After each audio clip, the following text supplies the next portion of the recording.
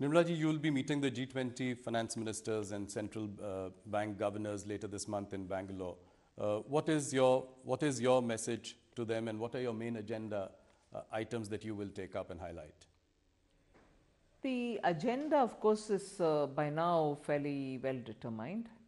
We will be talking about the debt situation globally, because many countries, which were even middle income countries, have suddenly got into debt traps, and those traps are really vicious traps. They are not able to come out of it.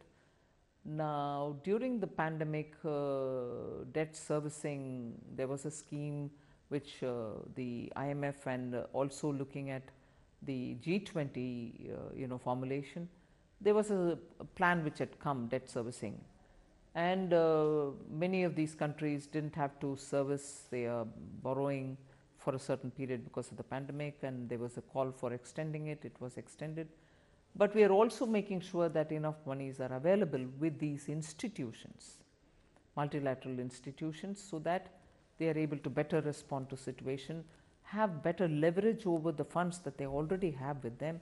So these are matters of discussion: debt servicing, also debt financing, multilateral finance institutions and their reforms, about which Honorable PM has spoken several times: UN reform, IMF reform, WTO reform, World Bank reform, and so on. So we'll be discussing many of these. Also looking at a global kind of a SOP to be available, to be agreed upon for regulating crypto assets, whilst recognizing the central bank as the authority for issuing cryptocurrency. The rest of the assets which are being created outside, which are using very useful financial technologies, even those will have to be discussed, because regulation cannot be done by any one country singularly. It has to be a collective action, because technology doesn't brook any borders. Okay. Nirmala ji, you have to answer this question, specific question. You've presented 5 budgets so far. Which has been the most memorable budget?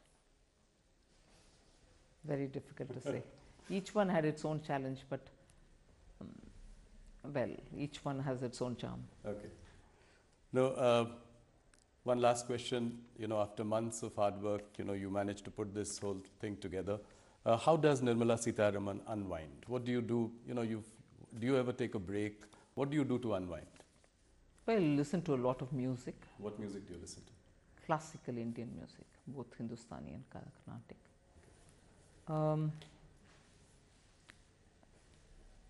I sleep well every day.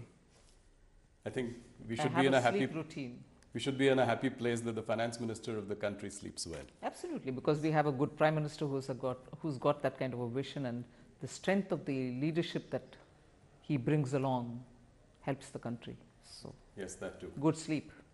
Thank you, Nirmala ji, for your time. Thank you for the first interview to a private channel and a streaming service. And more importantly, congratulations on a very well delivered budget. Thank you so much. Thank you. Thanks for giving me this opportunity.